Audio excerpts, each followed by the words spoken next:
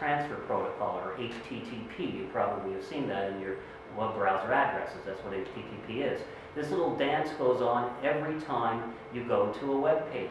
And it's this information that analytics can collect, because there's a lot of very valuable pieces of information over there, such as what type of a computer you're on. That may not seem to be too relevant to you, but knowing whether someone's on a mobile platform or whether someone is on a standard desktop can be very useful information if you're considering adding a mobile component to your website.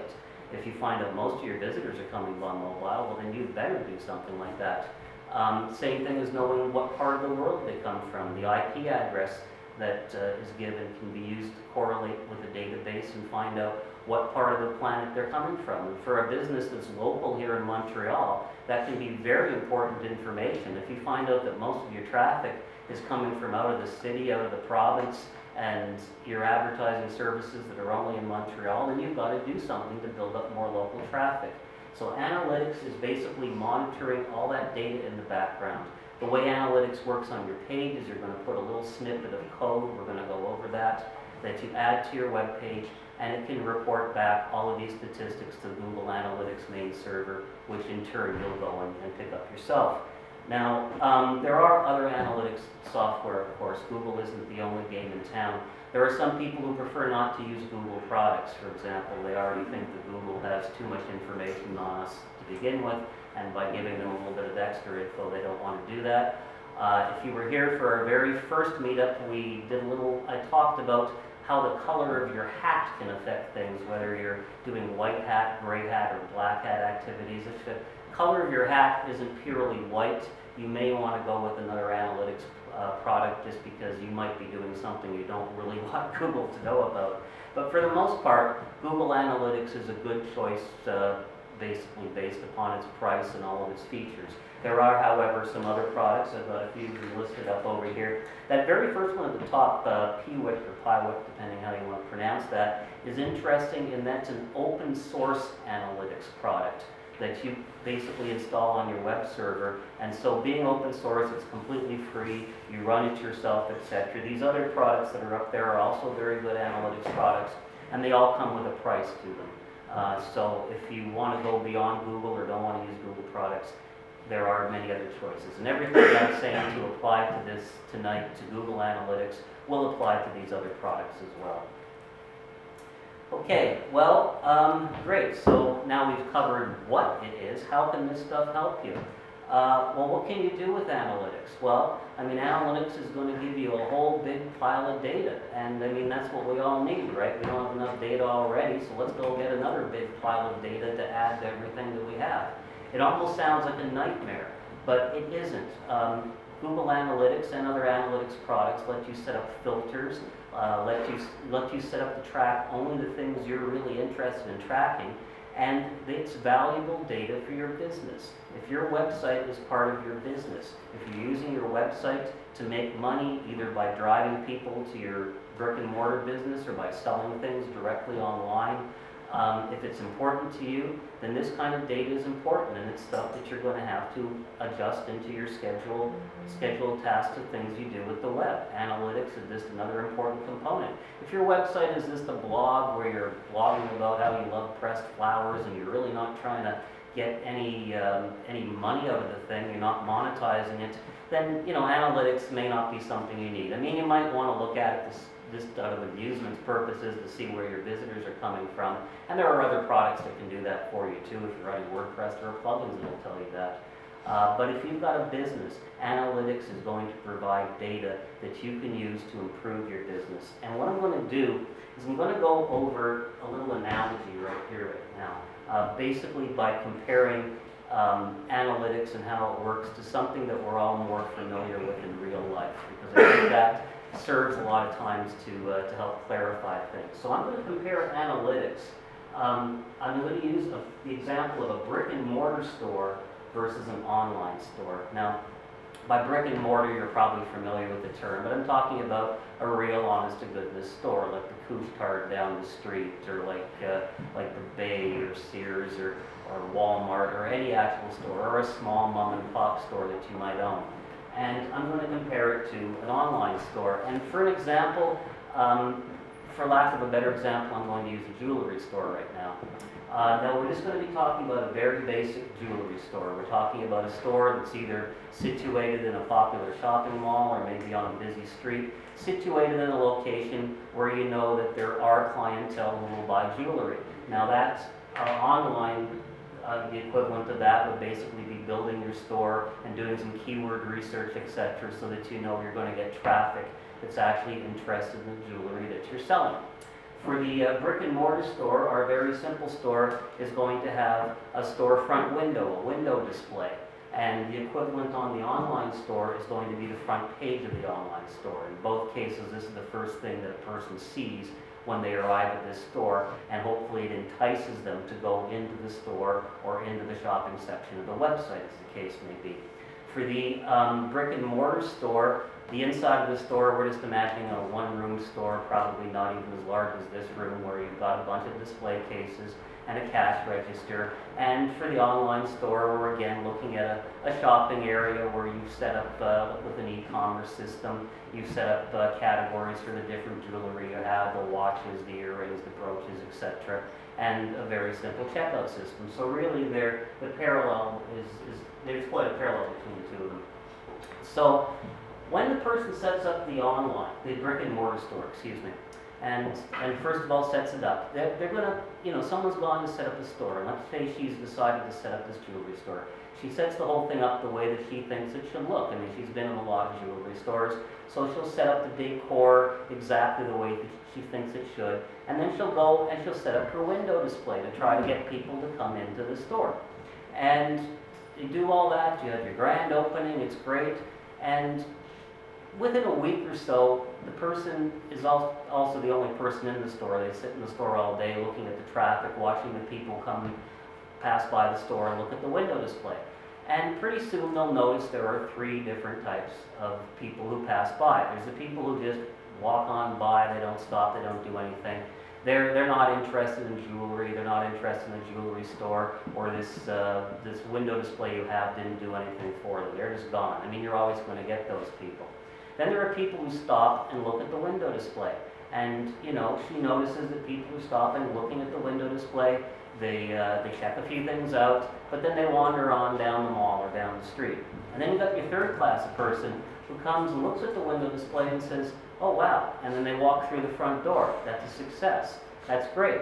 After a little while, you're going to, of course, want to get more customers. So the person in the brick and mortar store is thinking, what can I do to bring more people into my store? Well, to me, the obvious answer would be, why don't you try changing some things on the window display? And maybe you'll entice more people to come into the store. So maybe by moving a couple of things around on that window display, you can get more people into the store. Maybe it's a matter of putting price tags on the things if you didn't have them already. I know personally, whenever I've had to shop for jewelry, that's a pet peeve of mine, is to look at things and have no idea if it's $400 or $4,000. It would make a big difference as to whether I'm going to the store or not. So the person in the brick and mortar store can make these little adjustments to her window display and can see the results. They already have sort of established the baseline, the number of people coming into the store. So by making these changes, they can see, did that help or did that hurt? The window display may not end up being the way that she thought it should be, but if it ends up bringing 15 or 20% more customers in, then obviously you should change the window display. I mean, the whole idea is to bring the customers in. So what does the online person do? Well, of course, the answer to that is analytics. Analytics can be like your eyes and ears to the person out in the store. Analytics can tell you whether people are landing on the front page of your store and is disappearing right away, or whether they're engaged, whether they stay there for 30 seconds, 60 seconds, a minute or something. If you've got a front page video or something, do they stay there long enough to watch it? If you've got a whole bunch of text, do they stay in there long enough to read it? And then do they do the desired action? The desired action in this case would be to click in to go and shop in the store. Now, with analytics, you can find out. You might find out that 70% of the people are just landing on your front page and leaving. So what should you do over there? Well, just like the person with the window display, maybe you should change something on that front page. Maybe if you've got a video, you should try changing it, reducing it, maybe even eliminating it, see if that makes something different. Maybe you just need to put the button to go into the store on a different part of the page. Analytics lets you find out whether those changes are successful or not. And because analytics lets you track people through the entire shopping process, it can even get better than that, because not only can it tell you people go in, it can track the people up to the point where they actually will buy something.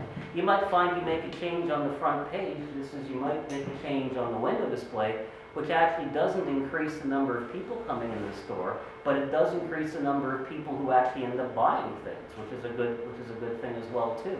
So by using analytics, you can basically do the same thing the person with the brick and mortar store could do with her window display. You can change your front page and see if those front page changes were positive or negative, and then continue to change things until you bring traffic up to where you want it.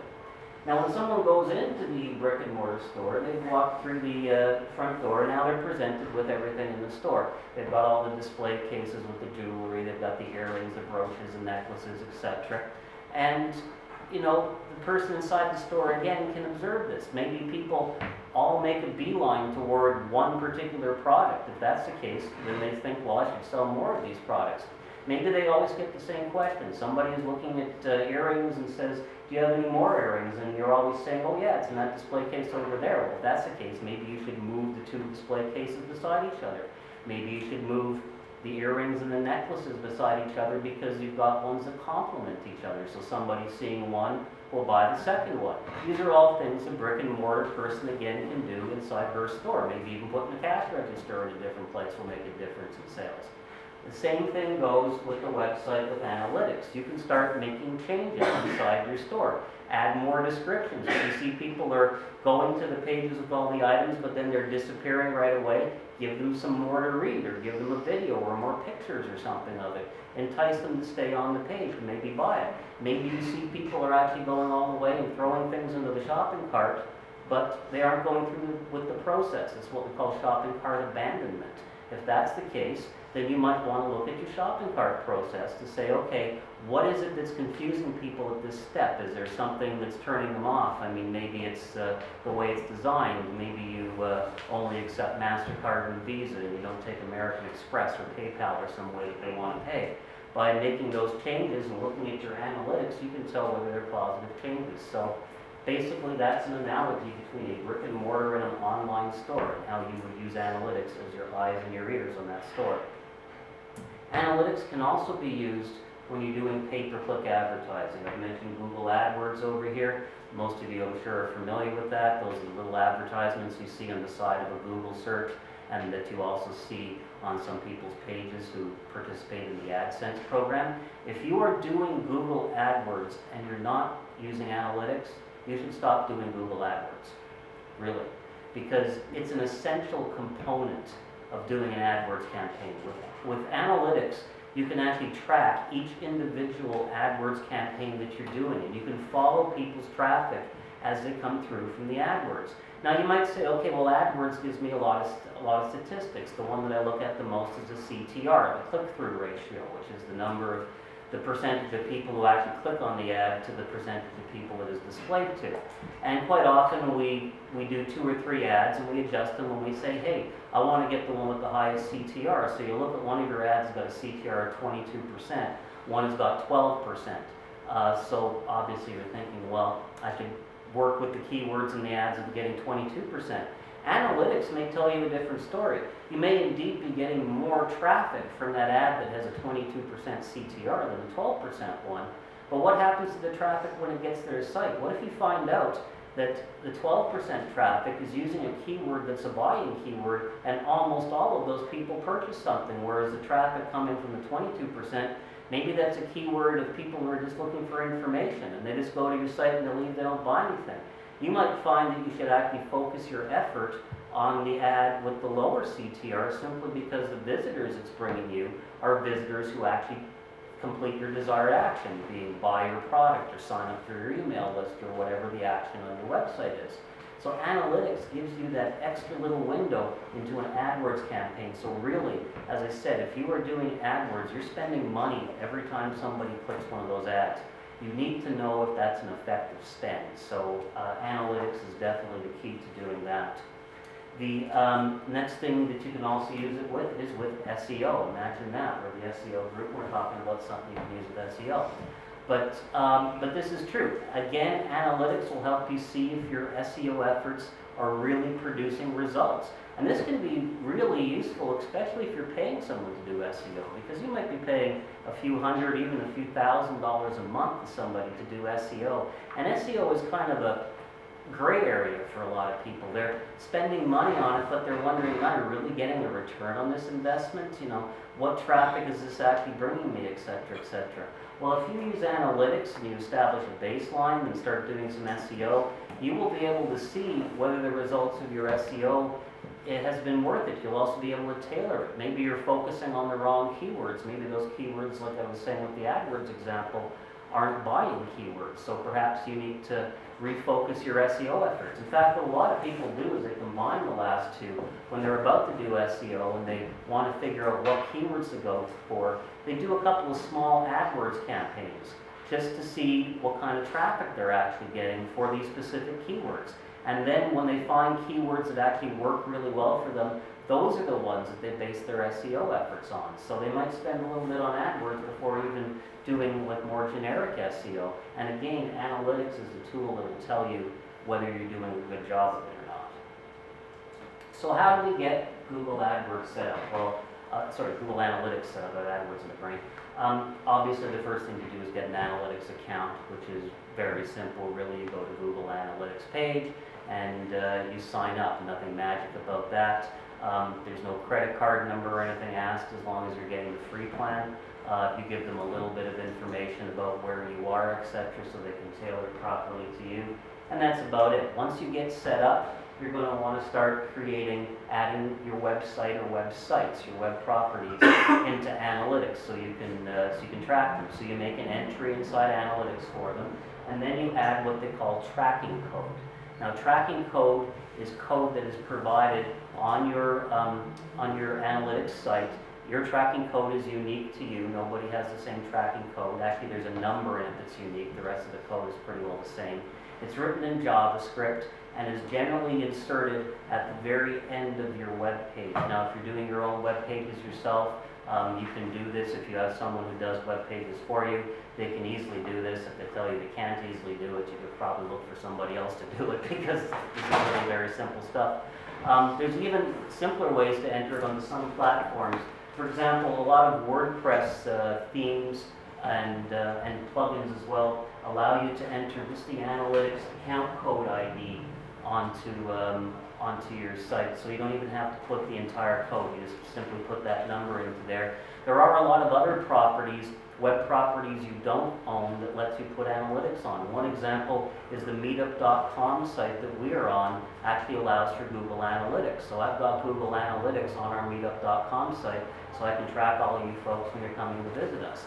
There's also MailChimp is what the icon I've got at the top is. That's an interesting one, is that MailChimp, which is a very popular autoresponder service, also accepts Google Analytics and allows you to track the email that MailChimp sends out. So, I mean, that's fantastic if you're trying to get people to sign up to a mailing list.